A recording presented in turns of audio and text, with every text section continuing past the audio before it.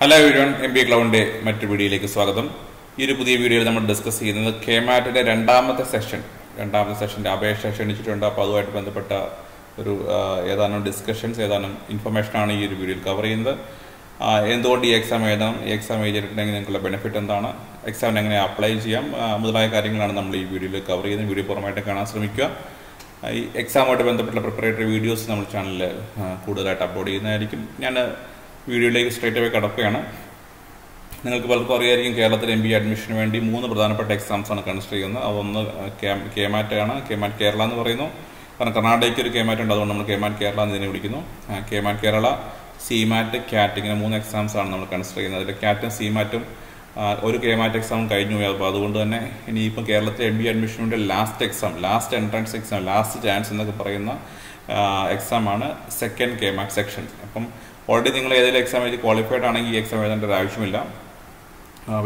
ഇതുവരെ ക്വാളിഫൈഡ് ഒന്നും അല്ലാത്ത സ്റ്റുഡൻസിന് വേണ്ടി അല്ലെങ്കിൽ MBA ആസ്പിറൻസിന് വേണ്ടിയിട്ടാണ്. അപ്പോൾ നമ്മൾ ശ്രദ്ധിക്കേണ്ട വെബ്സൈറ്റ് www.ce.kerala.gov.in ഇതാണ് നമ്മൾ ചെക്ക് ഇൻ ചെയ്യേണ്ട വെബ്സൈറ്റ്. ഈ വെബ്സൈറ്റിലേക്ക് വരുവാണെങ്കിൽ ഇവിടെ താഴേക്ക് സ്ക്രോൾ ഡൗൺ ചെയ്യുവാണെങ്കിൽ PG അഡ്മിഷൻ എന്ന് കാണാം. PG അഡ്മിഷൻ അത് KMAT ഓൺലൈൻ അപേക്ഷ സെഷൻ 2 എന്ന് കാണാം. ന്യൂ എന്ന് പറയുന്നത് ഇവിടെ ക്ലിക്ക് ചെയ്യുക. അത് മറ്റൊരു പേജിലേക്ക് നമ്മളെ ലീഡ് ചെയ്യും. ആ പേജിൽ നമുക്ക് ഏതാനും ടാബുകൾ കാണുന്നുണ്ട്. ലെഫ്റ്റ് സൈഡ് നോക്കുകയാണെങ്കിൽ ഇവിടെ information bulletin, rights notification, government orders, prerequisite for applying online, guidelines for upload image, how to apply, how to pay fees തുടങ്ങിയ കുറച്ച് കാര്യങ്ങളൊക്കെ കൊടുക്കണം. അഗെയിൻ ആപ്ലിക്കേഷൻ ഡേറ്റ് അത് 30th 2 ദിവസമായി ഓപ്പൺ ആയിട്ട് എന്ന് മനസ്സിലാക്കാൻ പറ്റും. ഇതിന് അതിൻ്റെ ക്ലോസിംഗ് ഡേറ്റ് വളരെ പ്രധാനപ്പെട്ടാണ്. ജൂൺ 6 തീയതി 4 മണി. ഇപ്പോൾ ജൂൺ 6 തീയതി 4 മണി വരെ എന്നാണ് ക്ലോസിംഗ് ഡേറ്റ് പറഞ്ഞേക്കുന്നത്. രജിസ്ട്രേഷൻ ടാബ് ഉണ്ട്. കാൻഡിഡേറ്റ് ലോഗിൻ, ഇങ്ങനെ കുറച്ച് കാര്യങ്ങൾ കാണാൻ പറ്റുന്നുണ്ട്. അപ്പോൾ ഇതൊന്ന് ഫെമിലറൈസ് ചെയ്യാൻ നമുക്ക് എന്തൊക്കെയാണെന്നുള്ളത്. അതിന് ഞാൻ നോട്ടിഫിക്കേഷൻ ഗവൺമെന്റ് ഓർഡേഴ്സ് എന്നുള്ളൊരു പേജ് ക്ലിക്ക് ചെയ്യുകയാണ്. ഇത് ക്ലിക്ക് ചെയ്യുമ്പോൾ മറ്റൊരു PDF-ലേക്ക് പോവുകയാണ്. ഈ ഒരു PDF-ൽ നമുക്ക് ഒരു പ്രസ് റിലീസാണ് കാണുന്നത്. നോട്ടിഫിക്കേഷൻ എന്ന് പറയുന്നത് ഇവിടെ ക്ലിക്ക് ചെയ്യുമ്പോൾ പ്രസ് റിലീസ് ക്ലിക്ക് ചെയ്യുമ്പോൾ അതിൽ നമുക്ക് ഇങ്ങനെ ഒരു പ്രസ് റിലീസാണ് നിങ്ങൾക്ക് കാണാൻ പറ്റുന്ന പോലെ പ്രസ് റിലീസ് കാണാൻ പറ്റും. ഇതിൽ ചെറിയ 1-2 ഇൻഫർമേഷൻ കൊടുത്തിട്ടുണ്ട്. 2024 അധ്യയന വർഷത്തെ MBA പ്രവേശനത്തിൻ്റെ കമ്പ്യൂട്ടർ അധിഷ്ഠിത പ്രവേശന പരീക്ഷയായ KMATന്റെ സെഷൻ 2 മെയ് 29 മുതൽ ആപ്ലിക്കേഷൻ ഓപ്പൺ ആയിട്ടുണ്ട് എന്നുള്ള ബേസിക് ഇൻഫർമേഷൻ. ലാസ്റ്റ് ഡേറ്റ് കൊടുത്തിട്ടുണ്ട് ജൂൺ 6 തീയതി 4 മണി. ഈ ഒരു ഇൻഫർമേഷൻ മാത്രമേ ഇതിൽ പ്രധാനമായിട്ടുള്ളൂ. വെബ്സൈറ്റും കൊടുത്തിട്ടുണ്ട്. അപ്പോൾ അത് തന്നെ എന്തെങ്കിലും ഹെൽപ്പ് ലൈൻ ആവശ്യമുണ്ടെങ്കിൽ ഡൗട്ടൊക്കെ ഉണ്ടെങ്കിൽ ചോദിക്കുന്ന ഹെൽപ്പ് ലൈൻ നമ്പർ CEയുടെ പ്രവേശന പരീക്ഷ കമ്മീഷണറുടെ കാര്യാലയത്തിൻ്റെ ഹെൽപ്പ് ലൈനും കൊടുത്തിട്ടുണ്ട്. അപ്പം ജൂൺ 6 തീയതി 4 മണി വരെ എന്നാണ് ആപ്ലിക്കേഷൻ്റെ ഡെഡ് ലൈൻ പറഞ്ഞത്. ഇപ്പോൾ ഇതാണ് ഈ നോട്ടിഫിക്കേഷനകത്തുള്ളത്. അപ്പോൾ നമുക്ക് വീണ്ടും തിരിച്ചു വരികയാണെങ്കിൽ നമുക്ക് ഒരു ഇതേ പേജിൽ തന്നെ നമ്മൾ സ്റ്റാർട്ടിങ്ങിൽ ഓപ്പൺ ചെയ്ത എൻട്രൻസ് അപേക്ഷ CEയുടെ ഹോം പേജിൽ തന്നെ നോക്കുകയാണെങ്കിൽ, അല്ലെങ്കിൽ KMATന്റെ ഹോം പേജിൽ നോക്കുകയാണെങ്കിൽ നോട്ടിഫിക്കേഷൻ ഗവൺമെന്റ് ഓർഡേഴ്സ് എന്ന് പറയുന്ന ഒരു പോർഷൻ കാണാൻ പറ്റുന്നുണ്ട്. അപ്പം അത് ഒന്ന് ഇതിന് തൊട്ട് മുകളിൽ തന്നെ നമ്മൾ ഇൻഫർമേഷൻ ബുള്ളറ്റിൻ എന്ന് പറഞ്ഞ പോർഷനാണ്. അപ്പോൾ ഇൻഫർമേഷൻ ബുള്ളറ്റിൻ ഒന്ന് ക്ലിക്ക് ചെയ്യുക. ഇൻഫർമേഷൻ ബുള്ളറ്റിൻ ക്ലിക്ക് ചെയ്യുമ്പോൾ അത് മറ്റൊരു PDF നിങ്ങൾക്ക് അത് ഓപ്പൺ ആയി കിട്ടും. ആ PDF എന്താണെന്നുള്ളത് നോക്കാം. ഇൻഫർമേഷൻ ബുള്ളറ്റിൻ വളരെ പ്രധാനപ്പെട്ടാണ്. നിങ്ങളെല്ലാവരും തന്നെ ഇൻഫർമേഷൻ ബുള്ളറ്റിൻ ഡൗൺലോഡ് ചെയ്ത് ശ്രദ്ധാപൂർവ്വം വായിക്കുക. അപ്പം KMATന്റെ എക്സാമിന് അപ്ലൈ ചെയ്യാനുള്ള ലാസ്റ്റ് ഡേറ്റ് ജൂൺ 6 തീയതിയാണ്. ജൂൺ 6 4 മണി വരെയാണ് പറഞ്ഞേക്കുന്നത്. അപ്പോൾ ജൂൺ 6 തീയതിയിലേക്ക് ആരും വെയിറ്റ് ചെയ്യേണ്ട, നിങ്ങൾ ജൂൺ 5 തീയതി തന്നെ കംപ്ലീറ്റ് ചെയ്യുക. കാരണം ജൂൺ 6 തീയതി ഈവനിങ് ഒക്കെ ഉണ്ട് എന്ന് കരുതിയിരുന്നത് പലപ്പോഴും അങ്ങനത്തെ മിസ്റ്റേക്സ് ഒക്കെ മുമ്പ് കുട്ടികൾ ശ്രദ്ധിച്ചിട്ടുണ്ട്. അപ്പോൾ അതുകൊണ്ട് ജൂൺ 6 തീയതിയിലേക്ക് ലാസ്റ്റ് നീട്ടി വെക്കരുത്. ജൂൺ 5 തീയതിയാണ് ലാസ്റ്റ് ഡേറ്റ് എന്നുള്ള ഒരു തോട്ടിൽ മുന്നോട്ട് പോവുക. അപ്പോൾ ഈ ഒരു ഇൻഫർമേഷൻ ബുള്ളറ്റിൻ വിശദീകരിച്ച് വായിക്കുന്നത് നിങ്ങൾ നല്ലതാണ്. അപ്പോൾ KMAT ഇൻഫർമേഷൻ്റെ ബുള്ളറ്റിൻ്റെ ബേസിക് ആയിട്ടുള്ള കുറച്ച് കാര്യങ്ങൾ കൊടുത്തിട്ടുണ്ട്. ഇൻഫർമേഷൻ ബുള്ളറ്റിൽ ആദ്യം തന്നെ എഴുതിയിട്ടുണ്ട് ഫീ ഡീറ്റെയിൽസ് ആണ് കൊടുത്തിരിക്കുന്നത്. ജനറൽ കാറ്റഗറി കാൻഡിഡേറ്റ്സിന് 1000 രൂപയും SC/ST കാൻഡിഡേറ്റ്സിന് 750 രൂപയായിട്ടാണ് ഫീയുടെ ഫിക്സ് ചെയ്തേക്കുന്നത്. അഗെയിൻ ചില ഇൻഫർമേഷൻ നാഷണാലിറ്റി എലിജിബിലിറ്റി ചോദിച്ചു, ആർക്കാണ് എക്സാം എഴുതാൻ പറ്റുക. Nationality Indians and non Indians are eligible to apply, but only Keralite candidates are eligible for all types of reservation and fee concession എഴുതിയിട്ടുണ്ട്. ഏജ് റെസ്ട്രിക്ഷൻ ഇല്ല. എഡ്യൂക്കേഷൻ ക്വാളിഫിക്കേഷനെ പറ്റി എഴുതിയിട്ടുണ്ട്. മിനിമം മാർക്ക് എന്താണ് എഴുതേണ്ടത് എന്നുള്ളത് ഗ്രാജുവേഷൻ യൂണിവേഴ്സിറ്റികൾ പറയുന്ന മാർക്കാണ്. ഗ്രാജുവേഷൻ്റെ മിനിമം മാർക്കാണ് സൂചിപ്പിക്കുന്നത്. Graduating candidates already final year ആയ വിദ്യാർത്ഥികൾക്കോ ഫൈനൽ ഇയർ എക്സാം എഴുതിയിരിക്കുന്ന വിദ്യാർത്ഥികൾക്കോ അല്ലെങ്കിൽ ഓൾറെഡി ക്വാളിഫൈഡ് ആയിട്ടുള്ള ഡിഗ്രി പൂർത്തിയായ വിദ്യാർത്ഥികൾക്കോ എഴുതാം. ഇത്രയുമാണ് എലിജിബിലിറ്റി ആയിട്ട് ബന്ധപ്പെട്ട കാര്യങ്ങൾ പറഞ്ഞിട്ടുണ്ട്. അപ്പോൾ അതൊന്ന് ശ്രദ്ധാപൂർവ്വം വായിക്കുക. എലിജിബിലിറ്റിയായിട്ട് ബന്ധപ്പെട്ട കാര്യങ്ങൾ ഡിഗ്രി പൂർത്തിയായ ആൾക്കാർക്കും അവസാന സെമസ്റ്റർ എക്സാം എഴുതി റിസൾട്ട് വെയിറ്റ് ചെയ്യുന്ന ആൾക്കാർക്കൊക്കെ അത് അപ്ലൈ ചെയ്യാമെന്നുള്ളതാണ്. സിലബസിനെ പറ്റി ആകെ 2 ലൈനേ പറഞ്ഞിട്ടുള്ളൂ. സിലബസ് എഴുതിയിരിക്കുന്നത് ബേസിക് ഫണ്ടമെന്റൽസ് 10+2 കരിക്കുലം. അപ്പം ബേസിക് ആയിട്ടുള്ള English language, quantitative aptitude, data subject, logic, reasoning, general knowledge ഇങ്ങനെയുള്ള കാര്യങ്ങൾ എന്നുള്ള ബേസിക് ആയിട്ടുള്ള കാര്യങ്ങൾ ചോദിക്കും. 10th+2 ലെവലിലുള്ള ഒരു ലെവൽ വെച്ചിട്ട് അഗെയിൻ 4 സെക്ഷൻസ് ആണ് ഈ എക്സാമിനുള്ളത്. ഫസ്റ്റ് സെക്ഷൻ എന്ന് പറയുന്നത് ഇംഗ്ലീഷിന്റെ പാർട്ടാണ്. അവിടെ നമുക്കറിയാം 50 ക്വസ്റ്റ്യൻസ് ഉണ്ട്. അപ്പോൾ ഒരു ക്വസ്റ്റ്യന് 4 മാർക്ക് വെച്ചാണ്. അപ്പോൾ അങ്ങനെ 200 മാർക്കാണ് കാണുന്നത്. അഗെയിൻ അടുത്ത പാർട്ട് ക്വാണ്ടിറ്റേറ്റീവ് ആപ്റ്റിറ്റ്യൂഡ് ആണ്. അവിടെയും 50 ക്വസ്റ്റ്യൻസ് ആണുള്ളത്. Data sufficiency, logical reasoning 40 questions ആണുള്ളത്. അവിടെ 40 × 4 160. ജനറൽ നോളജ്, കറണ്ട് അഫയേഴ്സ് 40 മാർക്കാണ്. 40 ക്വസ്റ്റ്യൻസ് 40 × 4 160. അങ്ങനെയാണ് കൊടുത്തിരിക്കുന്നത്. അപ്പോൾ ഇവിടെ ശ്രദ്ധിക്കുക, ഓരോ ശരി ഉത്തരത്തിനും 4 മാർക്കാണ്. പക്ഷേ ഓരോ തെറ്റുത്തരത്തിനും 1 മാർക്ക് കുറയ്ക്കും, ഡിഡക്ട് ചെയ്യുമെന്ന് പറയും. അപ്പം പിന്നെ മൈനസ് മാർക്ക് ഉണ്ട് എന്നുള്ള പ്രത്യേകം ഓർത്തിരിക്കാം. ഈ എക്സാം സെന്റേഴ്സിനെ പറ്റിയും ഇവിടെ പറയുന്നുണ്ട്. എക്സാം സെന്റേഴ്സിന് ഡീറ്റെയിൽസ് പിന്നീട് കിട്ടുന്നതായിരിക്കും. പക്ഷേ ഇപ്പം list of cities along with city code where exam will be conducted is attach separately.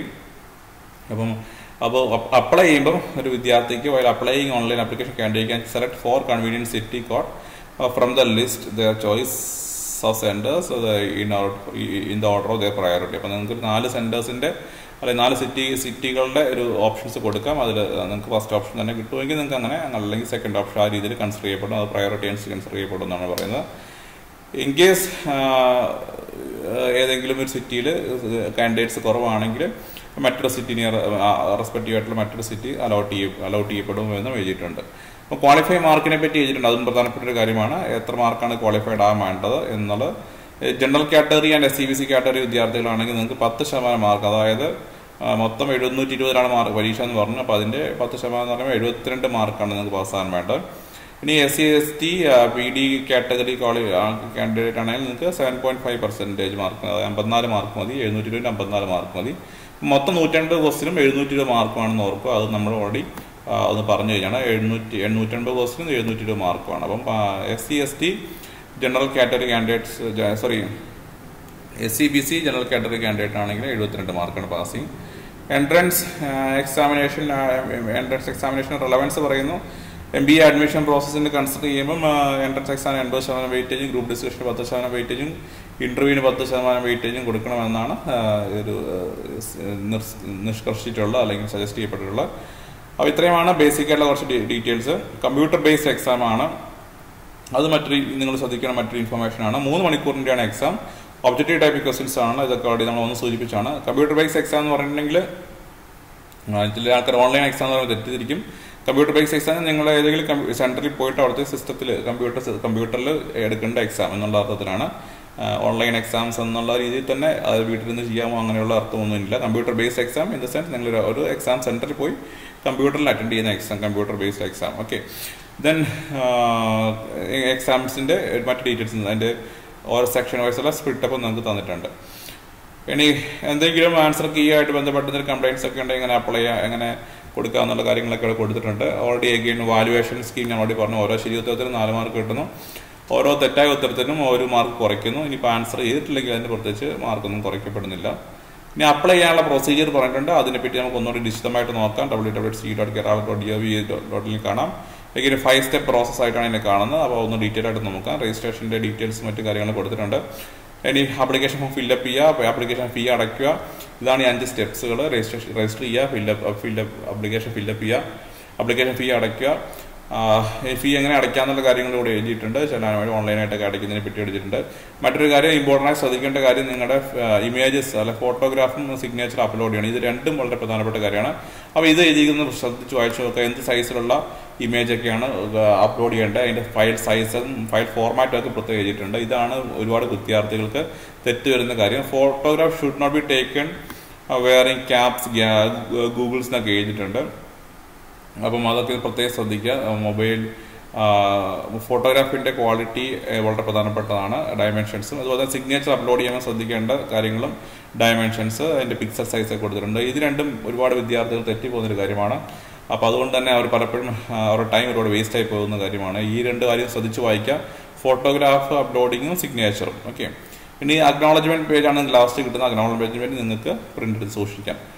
പക്ഷെ അക്നോളജ്മെന്റ് പേജ് എന്നുള്ളത് നിങ്ങളുടെ എക്സാം എഴുതാനായിട്ടുള്ളൊരു എൻട്രി ടിക്കറ്റ് അല്ല. എൻട്രി കാർഡ് എന്ന് പറയുന്നത്, അഡ്മിറ്റ് കാർഡ് എന്ന് പറയുന്നത് സെപ്പറേറ്റ് ആയിട്ട് നിങ്ങൾക്ക് ഇഷ്യൂ ചെയ്യപ്പെടും. അപ്പോൾ അക്നോളജ്മെന്റ് കാർഡ് നിങ്ങളുടെ എല്ലാ ഡീറ്റെയിൽസും നിങ്ങൾക്ക് ഒന്ന് വെരിഫൈ ചെയ്യാൻ വേണ്ടി മാത്രമേ സൂചിപ്പിക്കുന്നുള്ളൂ. അഡ്മിറ്റ് കാർഡ് അത് പിന്നീട് ഒരു ദിവസം എന്നാണ് ഇഷ്യൂ എന്നുള്ളത് അത് ഈ വെബ്സൈറ്റിൽ തന്നെ നിങ്ങൾക്ക് ലഭ്യമാകും. നിങ്ങൾ നിരന്തരം വെബ്സൈറ്റ് സന്ദർശിക്കുകയോ ഇടയ്ക്കിടയ്ക്ക് ചെക്ക് ചെയ്യുകയോ നോക്കുക. അഥവാ അല്ലെങ്കിൽ തന്നെ നമ്മുടെ ചാനൽ രംബി ക്ലൗഡ് ചാനൽ സ്ഥിരമായിട്ട് ഫോളോ ചെയ്യുന്നുണ്ടെങ്കിൽ അഡ്മിറ്റ് കാർഡുമായിട്ട് ബന്ധപ്പെട്ട ഇൻഫർമേഷനൊക്കെ നമുക്ക് ഫാസ്റ്റായിട്ട് കിട്ടും. അഡ്മിറ്റ് കാർഡുമായിട്ട് ബന്ധപ്പെട്ട് പേഴ്സണലി സെപ്പറേറ്റ് ആയിട്ട് അഡ്മിറ്റ് കാർഡ് ആർക്കും അയച്ചു തരത്തില്ല. വിദ്യാർത്ഥികൾ വെബ്സൈറ്റിൽ തന്നെ കയറി ഡൗൺലോഡ് ചെയ്യണമെന്ന് പ്രത്യേകം എടുത്ത് എഴുതിയിട്ടുണ്ട്. മറ്റു ചില കാര്യങ്ങളും കൂടെ ഇവിടെ സൂചിപ്പിച്ചിട്ടുണ്ട്. മറ്റ് മാൻഡേറ്ററി ആയിട്ടുള്ള ചില ജനറൽ ഇൻസ്ട്രക്ഷൻസൊക്കെ ഇതൊക്കെയൊന്ന് നിങ്ങളൊന്ന് എക്സാം എഴുതുന്ന കാൻഡിഡേറ്റ് ഒന്ന് വായിച്ചു നോക്കുന്നത് നല്ലതാണ്. ഇതിന് താഴോട്ട് ലിസ്റ്റ് ഓഫ് ഷെഡ്യൂൾഡ് കാസ്റ്റ് ആരൊക്കെയാണ് റിസർവേഷൻ അർഹരായിട്ടുള്ളത് എന്നുള്ള വിശദാംശങ്ങൾ കൊടുത്തിട്ടുണ്ട്. അപ്പോൾ ഇത്രയുമുള്ള ഈ ഒരു ഇൻഫർമേഷൻ ബുള്ളറ്റിൻ എല്ലാ വിദ്യാർത്ഥികളും എക്സാമിന് വേണ്ടി അപ്ലൈ ചെയ്യാൻ ഉദ്ദേശിക്കുന്ന വിദ്യാർത്ഥികൾ എല്ലാവരും തന്നെ ഒന്ന് വായിച്ച് മനസ്സിലാക്കിയിരിക്കുന്നത് നല്ലതാണ്. ഇതിനെ ബേസ് ചെയ്തിട്ട് വേണം നിങ്ങൾക്ക് ഇതിലെ ആപ്ലിക്കേഷൻ ഫോംസ് ഒക്കെ ഫില്ലപ്പ് ചെയ്യാനായിട്ട്. അപ്പോൾ ഇനി നമുക്ക് രജിസ്ട്രേഷൻ എങ്ങനെ രജിസ്റ്റർ ചെയ്യാമെന്നുള്ള കാര്യം കൂടി നമ്മൾ വളരെ ക്വിക്കായിട്ട് നോക്കാം. ഇപ്പം ഇത്രയാണ് ഇൻഫർമേഷൻ ബുള്ളറ്റിൻ നമുക്ക് കിട്ടുന്ന വിവരങ്ങൾ. ഈ രജിസ്ട്രേഷൻ്റെ പേജിലേക്ക് വരുവാണെങ്കിൽ നമ്മൾ മുമ്പ് സ്റ്റോപ്പ് ചെയ്ത പേജിലേക്ക് ഇവിടെയാണ് നമ്മൾ ആപ്ലിക്കേഷൻ ഓൺലൈൻ ആപ്ലിക്കേഷൻ ഫോം. ഇത്രയും ഈ ലെഫ്റ്റ് സൈഡിലുള്ള കാര്യങ്ങളാണ് നമ്മൾ സംസാരിച്ച്. ഇവിടെ guidelines for uploading image upload ചെയ്യാനുള്ള ഒരു സെപ്പറേറ്റ് വേറെ ഗൈഡ് ലൈൻസ് ഉണ്ട്. അത് നിങ്ങൾക്ക് വായിച്ച് നോക്കാം. നമ്മളിവിടെ വരുവാണെങ്കിൽ നിങ്ങൾക്ക് ഇവിടെ രജിസ്ട്രേഷൻ്റെ ടാബും കാണാൻ പറ്റുന്നുണ്ട്. നിങ്ങൾക്ക് കാണുന്ന റൈറ്റ് സൈഡ് അറിയ ന്യൂ യൂസർ, നിങ്ങൾ ന്യൂ യൂസർ ആണെങ്കിൽ രജിസ്റ്റർ ചെയ്ത് തുടങ്ങണം. ഈ ഓൾറെഡി രജിസ്റ്റർ ചെയ്ത ആളാണെങ്കിൽ നിങ്ങൾക്ക് ആ രജിസ്ട്രേഷൻ പ്രോസസ് കണ്ടിന്യൂ ചെയ്യാനായിട്ട് കാൻഡിഡേറ്റ് ലോഗിൻ ചെയ്താൽ മതി. ന്യൂ യൂസർ ആണെങ്കിൽ നിങ്ങൾ ക്ലിക്ക് ചെയ്യുക, രജിസ്ട്രേഷൻ ക്ലിക്ക് ചെയ്യുക. ഇവിടെ ഒരു 5 കാര്യങ്ങൾ ചോദിച്ചിട്ടുണ്ട്. 5 സ്റ്റെപ്സ്. രജിസ്ട്രേഷൻ എന്നുള്ളതാണ് ഫസ്റ്റ് സ്റ്റെപ്പ്. ഇവിടെ പ്രധാനപ്പെട്ട കാര്യം ഞാൻ എടുത്തു പറയുന്നു. നിങ്ങളുടെ ഇമെയിൽ ഐ ഡി മൊബൈൽ നമ്പറും കൊടുക്കണം. അവിടെ വാലിഡ് ആയിട്ടുള്ള ഇമെയിൽ ഐ ഡി കൊടുക്കുക. അതായത് ഇമെയിൽ ഐ ഡി കൊടുക്കുമ്പോൾ ശ്രദ്ധിക്കേണ്ട കാര്യം നിങ്ങൾക്ക് ഇമെയിൽ ഐ ഡിയുടെ പാസ്വേഡൊക്കെ ഓർമ്മയുണ്ടോ എന്ന് ഉറപ്പ് വരുത്തുക. പലപ്പോഴും ഒരുപാട് കാലങ്ങളായിട്ട് ഇമെയിൽ ഐ ഡിയിൽ നിന്ന് വിദ്യാർത്ഥികൾ ഉപയോഗിക്കാത്തൊരു ഇമെയിൽ ഐ ഡി കൊടുത്തു പോയി. ചിലപ്പോൾ ഇമെയിൽ ഐ ഡി തന്നെ തെറ്റിപ്പോവും. ചിലപ്പോൾ അവർക്ക് പാസ്വേഡ് ഓർമ്മയുണ്ടാവില്ല. ഒന്ന് ഇമെയിൽ ഐ ഡി കൊടുക്കുന്നതിന് മുമ്പ് അതൊന്ന് ലോഗിൻ ചെയ്ത് ആ ഇമെയിൽ ഐ ഡി ഇങ്ങനെ ഉപയോഗിക്കുന്നുണ്ട് എന്നുള്ള കാര്യം, ഉപയോഗത്തിലാണ് എന്നുള്ള കാര്യങ്ങൾ അല്ലെങ്കിൽ പാസ്വേഡ് ഓർക്കുന്നുണ്ടെന്ന കാര്യങ്ങളൊക്കെ ചെക്ക് ചെയ്യുന്നതാണ്. മൊബൈൽ ഫോണൊക്കെ നമ്പറൊക്കെ തെറ്റാണ്ട് ചേർക്കണം, എൻ്റർ ചെയ്യണം. കാരണം ഇതിലേക്ക് OTP ഒക്കെ വരുന്ന പ്രധാനപ്പെട്ട ഇൻഫർമേഷനൊക്കെ വരുന്നൊരു 2 കണക്റ്റിംഗ് പോയിന്റാണ് ഇമെയിൽ ഐ ഡിയും മൊബൈൽ നമ്പറും. അത് തെറ്റാണ്ട് കൊടുക്കുക എന്നുള്ളത് പ്രധാനപ്പെട്ട കാര്യമാണ്. അത് വീണ്ടും ഒരിക്കലും ഓർമ്മിപ്പിക്കുന്നു. അതിനുള്ള നെക്സ്റ്റ് സ്റ്റേജ് ആപ്ലിക്കേഷൻ ഫില്ലപ്പ് ചെയ്യുക. നിങ്ങളുടെ ബേസിക് ഡീറ്റെയിൽസ് ആണ് ചോദിക്കുന്നത്. കമ്മ്യൂണിക്കേഷൻ ഡീറ്റെയിൽസ്, അക്കാഡമിക് ഡീറ്റെയിൽസ് ചോദിക്കുന്നു. പിന്നെ നമ്മൾ ഫീസ് അടയ്ക്കുക എന്നുള്ളതാണ് മൂന്നാമത്തെ സ്റ്റെപ്പ്. 4 നമ്മൾ മുമ്പ് പറഞ്ഞ പോലെ തന്നെ വളരെ പ്രധാനപ്പെട്ട മറ്റൊരു സ്റ്റെപ്പാണ് നിങ്ങളുടെ ഇമേജസ് അപ്ലോഡ് ചെയ്യുക. നിങ്ങളുടെ ഫോട്ടോഗ്രാഫും സിഗ്നേച്ചറും ഒക്കെ അപ്ലോഡ് ചെയ്യുന്ന വളരെ പ്രധാനപ്പെട്ട സ്റ്റെപ്പാണ്. ഫൈനലി നിങ്ങൾ ഈ അക്നോളജ്മെന്റ് പ്രിന്റ് എടുക്കുക. ഇത്രയും കാര്യങ്ങൾ വായിച്ച് മനസ്സിലാക്കിയ ശേഷം നിങ്ങൾ ഈ പറയുന്ന ഞാൻ ഈ പ്രോസ്പെക്ടസ് അല്ലെങ്കിൽ ഇൻഫർമേഷൻ ബുള്ളറ്റ് വായിച്ച് മനസ്സിലാക്കിയിട്ടുണ്ട്. എനിക്ക് ഇമെയിൽ ഐ ഡിയും മൊബൈൽ നമ്പറും വാലിഡായിട്ടൊരെണ്ണമുണ്ട്. ഞാൻ ഫോട്ടോസൊക്കെ അപ്ലോഡ് ചെയ്യാനായിട്ട് റെഡിയാക്കി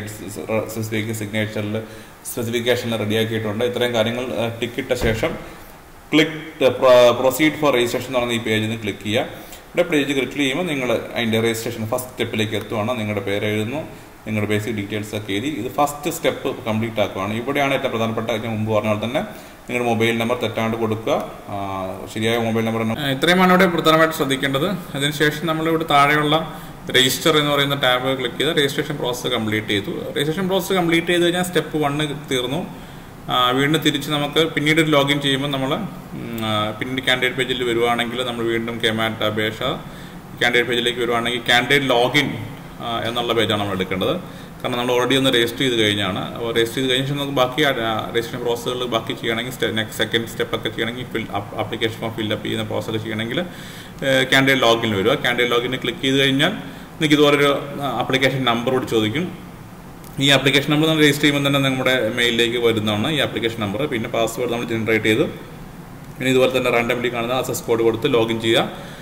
ഈ ഒരു പ്രോസസ്സ് കണ്ടിന്യൂ ചെയ്യുക. അങ്ങനെയാണ് ഈ രജിസ്ട്രേഷൻ്റെ പ്രോസസ്സ് നമ്മൾ കംപ്ലീറ്റ് ചെയ്തത്. അങ്ങനെ 5 സ്റ്റെപ്സ് ചെയ്ത് അക്നോളജ്മെന്റ് പേജ് പ്രിന്റ് എടുത്ത് കഴിയുമ്പോൾ രജിസ്ട്രേഷൻ്റെ പ്രോസസ്സ് കംപ്ലീറ്റ് ചെയ്യണം. ഇതാണ് ഇത്രയുമാണ് രജിസ്ട്രേഷനുമായിട്ട് ബന്ധപ്പെട്ട് നിങ്ങൾക്ക് പറയാനുള്ളത്.